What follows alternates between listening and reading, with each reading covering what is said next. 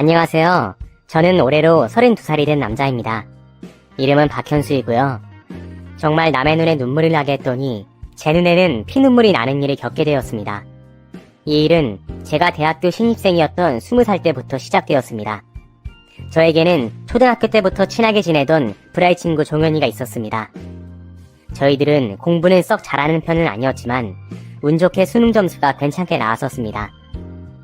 저는 딱히 꿈이 없어서 저의 절친인 종현이가 지원하는 대학교 같은 과에 따라서 접수하였습니다. 그 결과 저희들은 서울의 이름을 들으면 알 법한 대학에 동시에 붙게 되었습니다. 저희들은 서로 부둥켜 안고 뛸 듯이 기뻐하면서 낯선 서울 생활을 하게 되었어요. 그렇게 신입생이 되어서 처음 대학교에 OT를 하는 것 같습니다. 항상 남중 남고를 나오는 저는 그렇게 여자가 많은 건 처음 보았어요. 게다가 저는 외국어 전공을 했기 때문에 과에 특히 여자 비율이 높았어요. 그런데 그 많은 여자 사이에서 제가 꿈에 그리던 이상형을 발견하였습니다. 뽀얀 얼굴에 쌍꺼풀 없이 큰 눈, 까만 긴 생머리가 참 아름다운 그런 여자였어요. 하지만 모태솔로 쑥맥인 저는 그저 속으로만 좋아하고 있었습니다. 그녀의 모습이 눈앞에 아른거려 일부러 같은 수업을 듣기도 하고 그녀가 아르바이트 하던 카페에 우연히 들른 척하고 가기도 했죠. 하지만 저는 존재감이 없는 스타일이어서 그 선배는 제 이름조차 몰랐어요. 반면에 종현이는 훤칠한 외모에 키도 크고 성격도 외향적이었어요. 저와는 아주 반대였습니다. 저는 아웃사이더였다면 이 친구는 핵인싸였습니다. 특히 여자들과도 불편함 없이 어울리는 덕에 같은 과 여학생들이랑 아주 친하게 잘 지내더라고요. 그러던 어느 날 종현이가 저에게 여자친구가 생겼다면서 소개를 해주었습니다. 그 여자는 다름 아닌 제가 좋아하던 그 선배였죠. 친구의 사랑을 응원해주고 싶었지만 한편으론 내 사랑을 뺏긴 것 같아서 화가 나기도 했습니다. 하지만 제가 종현이에게 수진 선배에 대해서 말한 적이 없기 때문에 친구에게 화를 낼 수도 없는 노릇이었어요. 그저 저는 축하한다는 말을 건넸고 잘 어울린다고 해주었습니다. 저와 종현이는 같이 자취를 하고 있었습니다. 대학생이었던 두 사람은 돈도 아낄 겸 주로 집에서 데이트를 했어요. 저도 주로 집에 있는 타입이라서 셋이서 같이 밥도 먹고 TV도 보면서 수진 선배와도 친해지게 되었죠. 하루는 제가 샤워를 하고 있을 때 수진 선배와 종현이가 집에 밥을 먹으러 왔었습니다. 그런데 수진 선배가 제가 샤워하는 것을 모르고 화장실 문을 연 적이 있었어요. 그때 자취방 화장실은 따로 샤워 커튼이 없는 작은 공간이어서 제 알몸을 가보게 되었습니다. 그런데 지금 생각해보면 이 이후로 수진 선배의 눈빛이 조금 바뀐 것 같습니다. 저는 제가 좋아하는 사람이 제 알몸을 본 것이 너무 수치스럽고 부끄러워서 수진 선배를 의도적으로 피하게 되었습니다. 둘이 집에 오면 저는 약속이 있다며 자리를 일부러 피했죠. 조금씩 거리를 두던 중 종강하게 되었습니다. 둘은 요즘 왜 자기들과 놀지 않았냐면서 셋이서 조촐하게 종강 파티를 하자고 했습니다. 저는 너무 불편했지만 요즘 제가 티나게 거리를 두는 게 좀 미안해서 같이 술 한잔 먹기로 했어요. 셋이서 다가오는 방학에 대해 이야기도 하면서 삼겹살에 소주 한 잔을 했습니다. 어느 정도 취기가 올라와서 그런지 저는 부끄러움보다는 그동안 그리웠던 그녀와 함께 있는 게 너무 좋았어요. 원래는 밥만 먹고 약속 있다고 자리를 뜨려고 했는데 술도 취했겠다 기분이 좋아져서 2차로 노래방까지 가게 되었죠. 셋은 겨우 몸만 가눌 정도로 취한 상태로 노래방으로 향했습니다. 그런데 그곳에서 수진 선배가 술 기운에 잠이 오는지 자꾸 제 어깨에 기대더라고요. 종현이 녀석은 설레는 제 마음도 모르고 그저 신나서 앞에 나간 노래를 부르고 있을 뿐이었죠. 처음엔 그녀를 벽에 기대게 해주었는데 어느새 저도 모르게 수진 선배에게 제 어깨를 내어주고 있었습니다. 제 착각인진 모르겠지만 선배도 자꾸만 저에게 점점 다가오는 것 같았어요. 자꾸 손이 제 허벅지에 올라오더라고요. 다행히 테이블 때문에 보이지 않아서 종현이 녀석은 눈치채지 못했지만요. 혼자 얼굴이 빨개진 채로 노래를 부르고 있는데 종현이에게 전화 한 통이 왔습니다. 잠시 밖에서 전화를 받고 온 종현이가 다시 들어오더니 자기가 급한 일이 생겼다고 먼저 가야 한다고 말하더군요. 저는 그러면 여기 정리하고 같이 나가자고 했더니 자기가 지금 당장 가봐야 한다고 여자친구를 잘 부탁한다는 말만 남긴 채 불이 나게 노래방을 뛰쳐나가 버렸습니다. 엄청 급한 일인가 보다 싶었어요. 그리고는 제 어깨에 기대서 자는 선배를 깨웠습니다. 하는 소리를 내더니 눈을 뜨더라고요. 선배, 수진 선배, 종현이는 급한 일이 있다고 먼저 나갔어요. 대신 제가 집까지 데려다 드릴 테니까 집 주소 좀 알려주세요. 얼른 일어나세요. 제 목소리를 들었는지 선배는 뭐라고 말을 했는데 잠이 덜 깼는지 잘 안 들렸어요. 집 주소를 물어보려고 종은이한테 전화해봤는데 받지를 않더라고요. 그래서 수진 선배가 일어나길 기다리다가 노래방 시간이 다 되어서 어쩔 수 없이 그녀를 데리고 밖으로 일단 나갔어요. 바깥 공기를 쐬니 수진 선배가 정신이 좀 차리더라고요. 선배, 정신이 좀 드세요? 종현이 대신에 집에 데려다 드릴 테니까 집 주소 좀 알려주세요. 다시 한번 물어봤어요. 그랬더니 술에 잔뜩 취해선 이렇게 말했어요. 무슨 집이야. 나 부모님께 오늘 종강 파티에서 집에 못 들어간다고 말했는데 부모님도 알았다고 외박 허락해 주셨단 말이야. 외박이 가능한 이런 날 집에 데려다 준다니 절대 집 주소 못 알려줘. 3차 가자 3차. 빨리 너희 집으로 가자. 술에 취한 그녀는 막무가내였고 어쩔 수 없이 편의점에서 술이 더 사다가 자취방으로 가게 되었어요. 이때 어떻게 해서든 수진 선배를 집으로 데려다 주었어야 했는데 정말 가능만 하다면 이날로 되돌리고 싶어요. 저희들은 둘 다 술에 잔뜩 취한 채로 술을 또 먹었습니다. 그런데 점점 그녀가 제 옆으로 오더라고요. 그러더니 키스를 하는 겁니다. 수진 선배, 저 종은이 아니에요. 저 현수예요. 종은이 친구 현수요. 알아. 나 너 누군지 알고 지금 이러는 거야. 왜? 넌 내가 싫어? 이렇게 말한 후 자꾸만 키스하면서 제 몸을 더듬으려고 하더라고요. 갑작스러운 선배 행동에 당황스러웠습니다. 마음속으로 친구의 여자한텐 그러면 안 된다고 저에게 외치고 있었지만 제가 종현이보다 더 먼저 좋아했던 여자입니다. 게다가 저도 술에 잔뜩 취했는데 저의 꿈에 그리던 이상형의 여자가 들이대니 제 감정을 주체할 수가 없었어요. 아마 남자분이 제 이야기를 듣고 계신다면 제 마음을 이해해 주실 거라고 생각합니다. 그렇게 저와 선배는 넘어서는 안 되는 선을 넘었습니다. 정말 운 좋게도 종현이는 그날 밤 자취방에 들어오지 않았습니다. 그리고 아침 햇살에 눈이 뜨게 되었습니다. 제가 일어나서 주위를 보니 선배가 먼저 일어나서 옷을 입고 있더라고요. 저는 어떻게 행동해야 될지 몰라서 당황하고 있는데 선배가 먼저 말을 걸었습니다. 너 처음이었나봐? 네, 사실 저는 처음이었어요. 제가 너무 놀라서 미안하다고 사과를 하고 이불을 머리끝까지 덮었습니다. 그랬더니 선배는 제 옆으로 와서 이렇게 말했습니다. 너는 어떻게 생각할지 모르지만 나는 실수 아니었어. 이 한마디를 남기고 집으로 가더군요. 저는 너무 혼란스러웠고 종현이를 어떻게 대해야 할지 너무 막막했습니다. 사실 제가 수진 선배를 좋아하는 만큼 종현이도 그녀를 많이 좋아하는 걸 저도 느낄 수 있었거든요. 하지만 그녀는 저와 달리 죄책감은 없는 듯 했습니다. 그 일이 있고 난 뒤로 자꾸만 따로 만나자고 연락이 왔어요. 제가 자꾸 거절하니 종현이 없을 때 집으로 찾아오기까지 하더라고요. 저도 마음을 다잡으려 노력했지만 막상 눈앞에 그녀를 볼 때면 저도 어쩔 수 없는 남자로 변했습니다. 그렇게 저희는 친구 모르게 사랑을 나누는 사이가 되었죠. 그렇게 저도 그녀에게 마음을 고백하게 되었고 어떻게 할 수가 없었기 때문에 우선은 종현이 몰래 만나기로 했습니다. 그녀는 저를 관계하려고 만나는 사람처럼 만날 때마다 관계 가지기를 원했습니다. 저는 여자친구를 사귀어 본 적이 없었기 때문에 데이트하면 마지막에는 꼭 모텔에서 관계를 맺는 게 데이트의 마무리라고 생각하게 되었죠. 그날도 어김없이 모텔에서 사랑을 나누고 나오는데 종현이를 만나게 된 것입니다. 모텔 입구에서 수진 선배와 제가 손을 잡고 있는 모습을 종현이한테 들키게 되었죠. 종현이는 그런 저를 보자마자 주먹부터 날렸습니다. 야, 이 새끼야. 네가 어떻게 내 여자친구랑 바람이 나? 왜 모텔에서 나오는 거야? 가만히 맞고만 있지 말고 무슨 변명이라도 해봐, 이 자식아! 제가 반격조차 안 하고 맞고만 있자 옆에 있던 수진 선배가 종현이를 말렸습니다. 종현아, 그만해. 내가 다 말할게. 얼굴에 피나잖아. 친구를 이렇게 때리면 어떡해. 그제야 종현이가 저를 때리는 것을 멈추고 수진 선배를 노려보며 대체 둘이 왜 이 낮에 모텔에서 나왔는지 말해보라고 소리쳤습니다. 수진 선배는 사실 너 몰래 만나고 있었다며 미안하다고 사과했죠. 그러면서 사실 종현이보다 자신은 저를 더 사랑한다고 말했습니다. 그러면서 종현이한테 이만 헤어지자고 하더군요. 종현이 녀석은 얼빠진 얼굴을 하고는 악! 소리를 지르며 저희들에게 욕을 했습니다. 저희들은 그저 듣고만 있었죠. 죄인이니까요.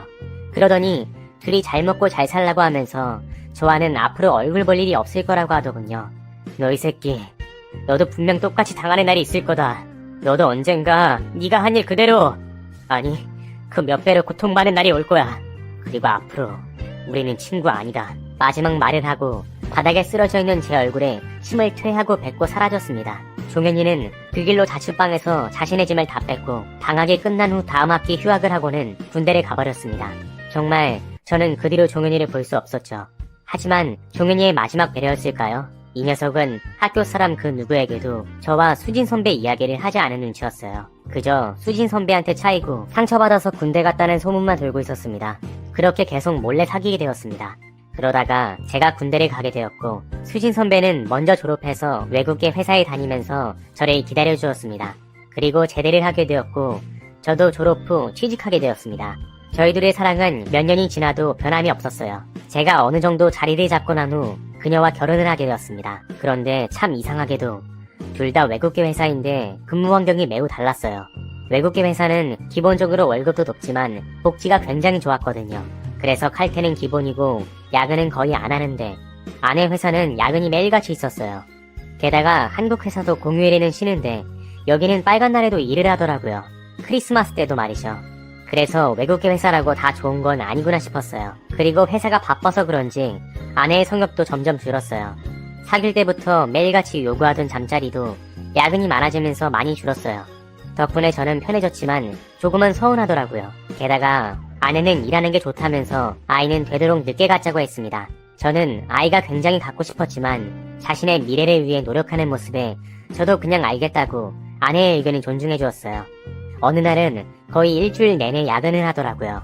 바빠서 제때 밥도 못 챙겨 먹는 것 같아서 하루는 아내의 회사에 야식을 사서 찾아갔습니다. 가서 보니 아내가 일하는 사무실에 몇 명이 일을 하고 있더라고요. 혹시 김수진 씨 계신가요?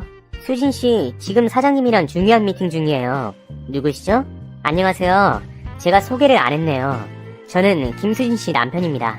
야근한다고 해서 밥도 못 먹을까봐 식사를 좀 챙겨왔어요. 아, 안녕하세요. 회의는 언제 끝날지 모르는데 제가 전달해드릴까요? 두 분이 미팅하시면 한참 걸리더라고요. 저는 아내 얼굴도 볼 겸 직접 전달해주겠다고 하고는 아내 자리에 앉아서 기다렸어요. 이내 아내가 나왔고 아침이랑 다르게 헝클어진 머리에 옷도 다 구겨져 있더라고요. 일하느라 아침에 빨갛게 바르고 간 립스틱이 지워졌는지 확인할 시간도 없나 보다 하고 걱정이 되었어요. 걱정스러운 표정을 하고 아내를 보고 있는데 아내가 제가 사무실에 앉아있는 걸 보고 깜짝 놀라더라고요. 아니 여보, 지금 여기서 뭐 하는 거야? 뭐야, 집에 무슨 일 있어? 여긴 왜 왔어? 저한테 다짜고짜 짜증을 내기 시작하는 겁니다. 제가 야식을 좀 챙겨왔다고 하면서 맛있는 음식이 가득 담긴 봉투를 건네주었는데 언성을 높이면서 다음부터는 이런 거 가져오지 말라고 하면서 내쫓다시피 했어요. 기분은 나빴지만 일 때문에 예민해서 그런가 보다 하고 넘어갔습니다. 야근도 많아서 얼굴도 자주 못 보는데 아내의 회사는 출장도 잦았어요. 거의 한 달에 한두 번꼴로 해외며 지방이며 돌아다니더라고요. 아내에게 둘이 오붓한 시간 좀 보내게 주말에는 출장 좀 다른 사람 보내달라고 했더니 이 프로젝트가 굉장히 중요해서 사장님과 함께 가는 거라 같이 가서 점수를 따야 한다고 했어요. 아이도 미루고 자신의 커리어를 쌓기를 원하던 아내이기에 저는 그저 알겠다고 몸조심하라고만 했죠. 그러던 어느 날 아내가 심각한 얼굴을 하고서 저에게 말을 했습니다. 여보, 나 임신했어. 뭐? 정말? 정말 확실한 거 맞아? 아니, 몇 주 됐어? 몇 주 됐는지는 모르겠는데 속이 메쑥거리고 음식 냄새만 맡으면 입덧처럼 올라와서 임신 테스트기를 해봤는데 임신이더라고. 임신했다는 소식을 듣자 저는 뛸 듯이 기뻤습니다. 내색하진 않았지만 아이를 정말 갖고 싶었거든요. 하지만 아내는 이 기쁜 소식을 전하는 내내 울상 아닌 울상을 짓고 있더라고요. 저는 내심 나의 아이를 가진 게 싫은가? 하는 생각도 언뜻 들었지만 아내가 아이를 가지면 자신이 하는 일에 지장이 있어서 그런가 하고 아내를 위로해 주었어요. 여보, 너무 걱정하지 마. 아이 낳으면 내가 출산휴가 써서 아이를 돌볼게. 당신 회사 일하는데 최대한 지장 없게 내가 노력할게. 당신은 집에서 살림할 생각하지 말고 지금처럼 일 열심히 하면 돼. 그럴 수 있어. 아내는 그냥 알았다고 하고 고개를 끄덕였어요. 하지만 임신 기간 내내 뭔가 무기력해 보이고 우울해 보였습니다. 그런데 아내가 임신한 뒤로는 회사 일이 많이 줄었어요. 매일같이 하던 야근도 한 달에 한두 번으로 줄어들었고요. 출장은 거의 없다시피 했어요. 회사 요즘 안 바쁘냐고 했더니 아이를 임신했다고 하니 회사에서 많이 배려해준다고 씁쓸하게 웃더라고요. 사실 저는 내심 미안했습니다. 회사에서 임신했다고 중요한 일에서 빼고 차별 하나 해서요. 그래서 저는 더더욱 아내를 공주님처럼 모시고 잘해주려고 노력했습니다. 그렇게 점점 아내의 배는 불러왔고 예정일이 다가왔습니다. 그런데 하필 제가 그날 출장을 가게 되었더라고요. 일주일간의 출장을 가면서 아내에게 옆에 있어주지 못해서 미안했습니다. 너무나도 걱정이 되었지만 별 수 있나요? 회사를 그만둘 수도 없는 노릇이고 말이에요. 출장을 가서도 매일같이 아내에게 전화했어요. 혹시 배는 아프지 않냐, 괜찮냐고 하면서요. 그런데 예정일 다음날 어머니한테서 연락이 오는 겁니다. 아이를 낳았다고 말이죠. 그런데 어머니 목소리가 좀 이상했어요. 손주를 보셨는데도 별로 기뻐하지 않은 티가 역력했었거든요. 현수야, 애 낳았다. 아들이야, 아들. 그런데 얘 진짜 네 애 맞냐? 아니, 애가 어째서 눈이 시퍼런겨. 꼭 서양 사람 같다. 머리는 또 갈색인 게 어째 너나 네 마누라는 하나도 안 닮았어. 내가 애미한테 물어보니까 애미가 자기 증조할아버지가 미국 사람이었다고 그 유전자가 나은 것 같다고 하는데 유전자가 이렇게 한참 건너뛰고 나올 수 있는 거야? 넌 애미 증조할아버지가 외국인인 거 알고 있었는겨? 저도 이야기를 듣고 어머니께 아내의 증조할아버지는 미국 사람이 맞다고 아이가 백인처럼 보일 수 있다는 게 맞다고 안심시켜드렸어요. 진짜 맞냐고요? 아니요. 저도 아내를 안 지 10년이 넘었지만 아내가 미국 사람의 피가 섞여있는 혼혈이라는 말은 들어보지도 못했거든요. 게다가 장모님한테도 이국적인 이미지조차 느껴보지도 못했습니다. 아내와 장모님 모두 눈은 컸지만 쌍꺼풀도 없었고 코도 작고 귀여운 모양이었거든요. 출장에서 맡은 일을 하면서 생각해보니 자기 조상 중에 외국인이 있다고 말을 굳이 해야 하나 싶더라고요. 당연히 내 아내가 낳은 아이니까 제 아이가 맞겠거니 했어요. 오히려 파란 눈을 가진 아이면 나중에 한국 학교에 입학해서 놀림을 받지 않을까 걱정이 되더라고요. 출장이 끝나고 불이 나게 아내가 있는 산후조리원에 갔습니다. 장모님의 아내를 보살펴주고 계셨어요.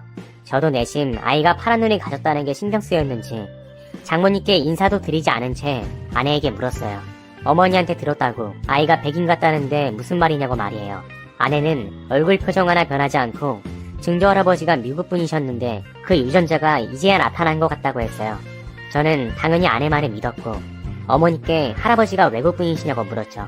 그랬더니 어머니는 무거운 얼굴을 하고 고개를 끄덕이시더니 이내 한숨을 쉬시며 아내를 나무랐습니다. 아이고 이거사 왜 내 할아버지가 미국 사람이냐 한국 사람인데 아이고 어쩌려고 박서방한테 거짓말하냐. 박서방 오면 사실대로 말하고 무릎 꿇고 싹싹 빌기로 했잖아. 어떻게 평생 거짓말을 하려고 해 이거사. 그러고는 입원실 밖으로 나가시는 겁니다. 제가 아무 말도 못하고 있자 아내는 제 눈도 쳐다보지 못하고 사실을 털어놓았습니다. 바로 아내가 낳은 아이는 아내 회사 사장의 씨앗이었죠. 만약 바람난 놈이 외국놈이 아니었다면 아니 운 좋게 외국인 유전자보다 아내의 한국인 유전자가 강해서 겉으로 표가 나지 않았다면 저는 졸지에 남의 자식을 제 자식인 양 아끼며 키울 뻔했습니다. 저는 아내가 바람난 줄도 몰랐어요. 지금 생각해보니 아내의 성욕이 줄은 것이 아니라 다른 데서 성욕을 풀고 있었던 셈이에요. 저는 그것도 모르고 아내가 회사 일 때문에 힘든 줄로만 알았던 겁니다. 임신을 하고 나서 야근도 줄고 출장도 가지 않은 게 아니고 사장이랑 그 짓을 못하니까 집에 일찍 들어온 것뿐이었던 것이었습니다. 저는 화가 머리끝까지 났지만 너무나 당황해서 어떤 식으로 화를 내야 하는지조차 생각이 안 나더라고요. 그때 아내의 혼잣말이 들리는데 이 소리를 듣고 저는 이성을 잃었습니다. 아내는 혼자 이렇게 자책하더군요. 피임한다고 했는데 이런 일이 생길 줄이야. 저는 사과는 못할 망정 그딴 소리나 하고 있을 때냐고 버럭버럭 소리를 치고 집으로 왔습니다. 다행히 아내는 산후조리원에서 한 달 정도 더 있기로 되어 있어서 저는 혼자 있을 수 있었습니다. 혼자 지내는 동안 이혼하기로 마음을 정리하고 부모님께도 사실대로 말씀드렸죠. 부모님은 당장에 이혼하라고 난리도 아니었어요. 그래도 저는 우선 저 사람 몸 추스린 후에 이혼하겠다고 말씀드리고 시간이 흐르기를 기다리고 있었어요. 그런데 퇴근 후 혼자 집에서 맥주 한잔 하면서 여러가지 생각을 하고 있는데 집에 아내가 온 것입니다. 아내는 아직 몸조리도 다 하지 못해서 성취하는 몰골을 하고는 저를 찾아왔습니다. 처음 그 모습을 보고는 얼마나 급했으면 아직 제대로 걷지도 못할 텐데 하고 마음이 흔들리더군요. 그도 그럴 것이 아내는 제 앞에서 아무 말도 못하고 그저 눈물을 흘리고 가만히 서 있었습니다. 제가 왜 왔냐고 물었더니 아내가 말했습니다. 내가 애 아빠 아니 사장님한테 가서 다 말했어. 당신 아이를 낳았다고. 그런데 자기는 나를 책임질 생각도 없고 지금 미국에 있는 아내를 사랑한다는 거야. 그러면서 다시는 찾아오지 말래. 자기는 다음 달에 미국에 있는 본사로 돌아간다면서 혹시라도 미국에 있는 자기 가족들한테 말하면 나를 지구 끝까지 찾아와서 복수할 거래. 여보, 나 이제 어떻게 해야 해? 이 말을 하고 저를 물끄러미 쳐다보는 겁니다. 마치 자신은 상처받았으니 보듬어 달라는 눈빛으로요. 저는 너무 황당해서 그게 나랑 무슨 상관이냐고 애 아빠한테 가서 어떻게 할지 물어보라고 소리쳤죠. 그랬더니 아내가 자기를 정말 사랑한다면, 아니 사랑했다면 자신이 저지른 잘못을 덮어주고 아이를 같이 기르자더군요. 사람은 살면서 실수는 한 번 정도 한다나 뭐라나. 그러면서 제 아이도 낳아줄 테니 자신은 용서해달라고 했습니다. 저는 이 여자가 미쳤나 싶더라고요. 무릎 꿇고 싹싹 빌어도 무조건 이혼인데 마치 용서 못하는 제가 이상한 것처럼 말했습니다. 사랑하면 용서? 인생 살면서 실수는 누구나 한다고? 지금 생각해도 기가 차는 말들입니다. 저는 당장 아내에게 집에 미리 준비해둔 이혼 서류를 내밀고 내일 법원 앞에서 보자고 했습니다. 그렇게 저희는 이혼했습니다. 이제 와서 생각해보면 아무래도 예전 제 친구인 종현이에게 잘못한 게 배가 되어 저에게 돌아온 것 같아 죄책감이 듭니다. 종현이 녀석, 제가 겪은 이야기를 들으면